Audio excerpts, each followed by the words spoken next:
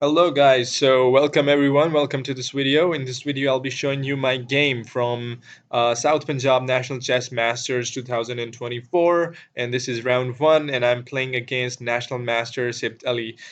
I have a lot of good games from top boards from this tournament, and I'll be covering them all, including my own games, which are not good. But okay, it was an honor for me to participate in such a big event for the first time and have this opportunity to play with these elite players, especially such good players from Balochistan. And I had a great time with them, had to learn a lot, and it was a great learning exposure for me to participate in that tournament in Multan. By the way, Multan was brilliant. The people were really good. They were really helping. They were really, generous, and I really enjoyed my time in Multan. Anyways, moving on to the game, I just want to add a couple of things before. I'm sorry. So before I start this game, it was against National Master Sibt Ali, and 4 years ago, I kind of saw National Master Sibt Ali on Facebook, and it was kind of my dream to one day play against him. So this was a dream coming true, and it was really enjoyable experience.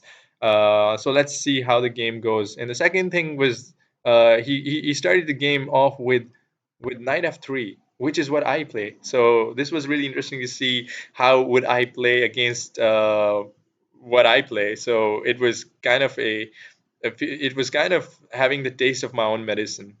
So knight f6 is what I played, and he goes g3, exactly the Reti opening system. I went for d5. I kind of thought here for a while which system to choose, and I just decided to go for a random reversed London system.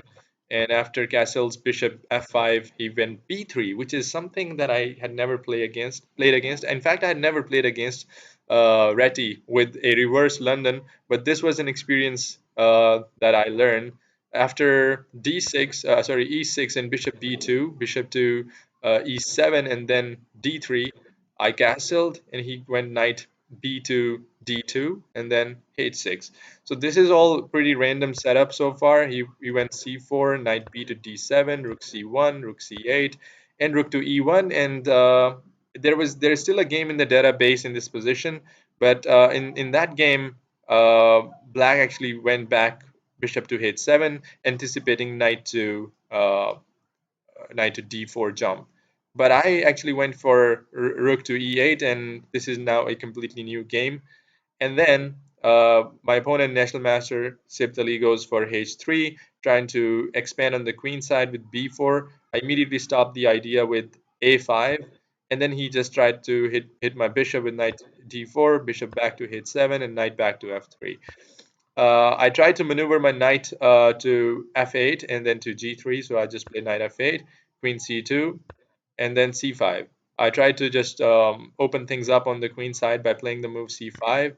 He captured, I captured, and then he goes e4. Here the main move was knight to e6, and then the position is equal after, let's say, pawn takes, knight takes, and then my knight is just enjoying a nice square on e6 and controlling things up. But I just made this stupid decision to just close the position with with d4. I mean, this gives National Master Sibtali the opportunity to just simply play a4 and then maybe move his knight to e5 and play f4 or something and just expand on the king side. And that would have been really good for white. So at this position, white is better. It's +1. So, but he actually didn't actually go for a4 and played knight e5 directly. I just try to counter the knight with knight g6. He moves back with his knight. So kind of makes the position equal because he just repeated the move. So he gave me some time to actually just regroup my pieces on the king side. So I just went knight to g4, h3, knight to e5, and then he goes knight to h2. He prepared f4. But again, since he didn't go a4, it gave me the opportunity to play b5, and now I just played b5. But now, so in this position, there's a move that I thought during the game was really good, and I actually played that move. And even after the game, National Master Sip Ali really appreciated that move, and it was really a strong move. It's a pawn sacrifice, so yeah, I just went for c4. It's really a pawn sacrifice, but I had this positional sense of playing this move and I thought I would be better. In fact, black is better here. It's negative zero point 0.9.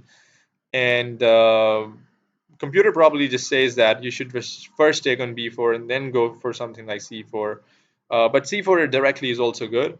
But I couldn't actually follow up on the idea behind this move. But I had the sense to play it, and let's see what happens. So he just took on c4. I captured back, and he just took back. And here is the position when I actually played bishop b4, which is a nice move, and he just went rook e2 d1. And now is the big moment when even after the game my opponent told me that here I should have just kind of pushed the pawn, and it would have been a great line. After queen b1 I could have just gone h4. After f4 I could have ignored the knight and gone for h4. After pawn takes knight there is h takes g3, attacking the knight, so knight goes to f3 and then knight to f4. And after bishop to f1 guarding this weak e2 square, I could have just captured the knight then. And then after rook takes, bishop takes on e4, giving me a really strong position. Such After this line, you can really see that the knight is gonna capture the bishop, hitting the rook. So rook has to take, and then the bishop can take the knight. And this is really strong position for black, giving a negative 2.7 edge. But during the game, I couldn't actually calculate this entire line because, of course, how can you just think about playing h5, h4, and just try to sack the knight and then go for the attack against a national master? So that was really out of my radar. But I actually learned something from this, that bravery actually always gives you good advantage. So always be brave, no matter if you're playing against a lower rated player or a national master.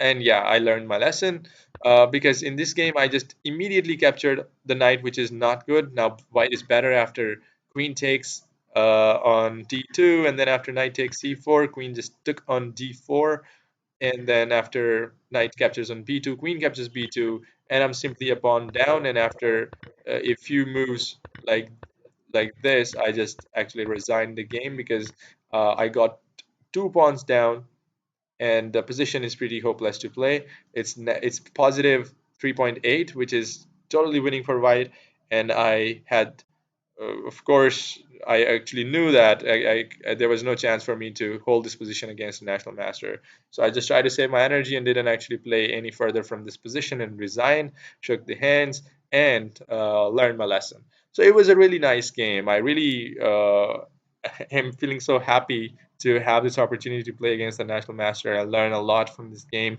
and during the game, I really had at one moment an advantage, and a really nice move that I played c4 is really something like I would consider a win for me, regardless of the results. But hopefully, we will be actually playing more games in future, and I'll be trying to give more and more tough time to my opponent. Yeah, so that's the game. I hope you enjoyed it. I'll be putting up more games in future from this tournament and the future tournaments as well. So feel free to drop your feedback in the comments and let me know what I can do next for you guys. So yeah, thank you guys. Bye.